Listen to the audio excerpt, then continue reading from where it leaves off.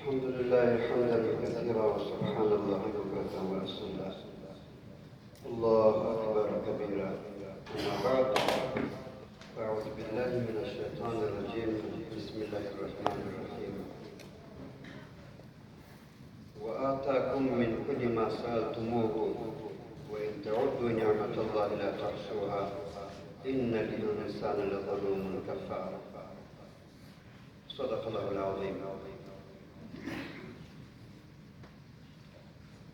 تاسي هم ستړي او موږ هم ستړي، فقط تبرک دپاره راغلي چې تاسې په منورو څېرو باندې خپل ځان متبرک. علما کرام وایي دوو شیانو ته په کتلو کې ثواب چې د هغې جملې څخه کعبه شریفه د مور و پلار مخته، استاذ مخته، علماو مخته کتل، او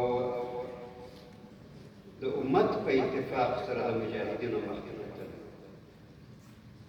مجاهدین زموږ هغه د عزت او ابرو د اعادې او هېواد ته د خپلواکۍ د وربخښلو قهرمانان دي. که څه هم دا خبرې تکراري دي، خو زه وایم هر وخت باید تکرار شي، هر وخت تکرار شي. یغیظ بهم الکفار، قرآن عظیم شان کې دا خبره تاسې چې وظیفه کوئ پکښې ګورئ. یغیظ بهم الکفار قل موتوا بغیظکم، ومرئ له خپلې خواشینۍ څخه، له خپله قهره څخه مړه شئ، د هغو زړونه سره اوري. خدای جل جلاله ورته وایي قل موتوا بغیظکم، د خپلې خواشینۍ څخه مړه شئ. یغیظ بهم الکفار، تر څو چې کفار ورباندې قهر پیدا کړي، ورباندې قهرجن شي، خواشیني شي. دا د جهاد د مجاهدینو خبرې هر ځای حال دی. قهرماني به دغسې وکړي. پروردګار عالم جل جلاله ثمران باندې مرتب. نو ستاسې مخ ته کتلو ته ثواب وایو، د ده دپاره راغلي چې باندې ځان متبرک ثواب حاصل کړي.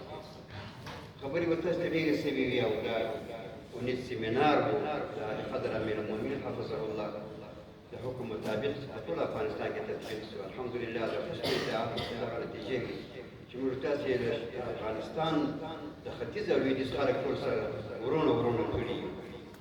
او دا راپکښې نشته الحمدلله چې دا فلانی ځای دی، دا فلانی خیل دی، د فلان ولایت څخه دی، د فلان سمت څخه دی. دا هغه د نفاق تخمونه وو چې شیندل کېدل. دا 45 کاله ورته لمن ویل کېدله، بلکې د انسانیت په مزاج کې، په تاریخ کې دغه خبره په ځلونو تکرار کېږي چې نفاق ته لمنې وهي خلک. خو الحمدلله هغه نفاق په دغه یوه جذبه د اتحاد، اتفاق او د حسن اطاعت باندې ټول له منځه څخه ولاړل. او د کفارو هغه شوم اهداف، هغه ټول خنثی سو ستاسې د ښو نیتونو او د ښو ارادو په وجه باندې الله تعالی دې درڅخه قبول کړي. موږ ستاسې خبرې به ډېرې سوي وي، زه به څو ټکو ته فقط اشاره وکړم. زه تاسو ته پر تاریخ باندې عبور شته چې د حضرت امیر معاویه رضی الله عنه صحابي جلیل القدر او کاتب الوحی له خوا څخه د امویانو خلافت تشکیل شو، چې له حضرت امام حسن رضی الله عنه حسن مجتبی څخه په سوله ییز ډول باندې تسلیم کړ. هغه ورته استعفا ورکړه. د څه باندې شپږ میاشتې انتظار وکړ. دا د خلافت راشده پای ده، او د اموي خلافت د پیل کلونه دي. که متوجه شو په پای کې بیا په خبره باندې پوهېږو چې ما غلط څه شي.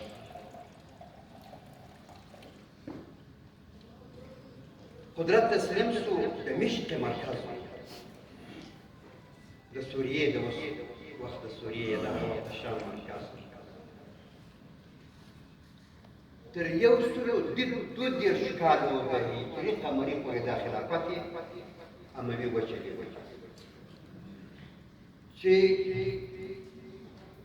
د قدرت مراندو یې د شرقي ترکستان کنګرې وربخورولې او د سریلنکا تر سواحلو پورې ورسولې. بل اړخ لویدیځې افریقا له اسلامي نړۍ سره وصل شوه، او د اروپا غوښنه برخه په اسلام باندې مشرف دا یو حکومت یو امارت اسلامي خلافت خلیفه د اسلام حضرت امیر المؤمنین معاویه رضی الله عنه بنیاد د فتوحاتو له منډې راپراخه او دا د ټولو خلفای راشدینو له وخته څخه شروع د رسول اکرم صلی الله علیه وسلم له وخته څخه پیل بیا تر هغه پورې چې یو سل دوه دېرشم کال راځي امام ابن کثیر پر دې باندې ډېر زیات بحث کړی تحقیق ورباندې کړی بالاخره دا خلافت ننګول کېږي دا ځای ته زه راځم خبره ګوري د اشخاصو افرادو په ډول باندې به ځان ته نه ګوري هر یو به داسې وایي زه د امیر المؤمنین لپاره فلان منطقه کې نماینده یم زه امیر المؤمنین په هغو خلکو باندې څه ډول وپېژنم امارت اسلامي امارت په هغو خلکو باندې څه ډول وپېژنم څه ډول یې تعبیر کړم زه اخلاق او افعال د هغو خلکو سره فرق څه ډول کوم ځکه تاسې هر یو په هغه منطقه کې نمایندګان یې هغه امیر المؤمنین نه شي لیدلی دلته وزیران او نور کابینه لیدلی شي هغو ته ته امیر المؤمنین څه چې کوي د امارت نمایندګي اخلي نو ستا به اخلاق عادات خویونه ټول هغه وي هغه په دغو سیمینارونو باندې زده کېږي موږ تاسې اوس د مدارسو وخت راته کم دی چې اوس بیا ولاړ شروع همدغه سیمینارونه دي الله تعالی زموږ مشرانو ته نیک اجر ورکړي چې هر وخت یې راته دایروي تر څو پورې موږ تاسې اصلاح بهتره اصلاح پکې راسي او حافظ صاحب بدر خبره وکړه په سر کې آیات شریف ووایي وذکر فإن الذکرى تنفع المؤمنین دا مذاکره دغه شی دغه سیمینار کې کېږي ته پوښتنه کوي استاد ته جواب درس وایي دوی خاطران لرو اخري چې د اسلامي امارت خلافت کال فتوحات راغلي زه یو کال له مخه سیمینار و بیا حافظ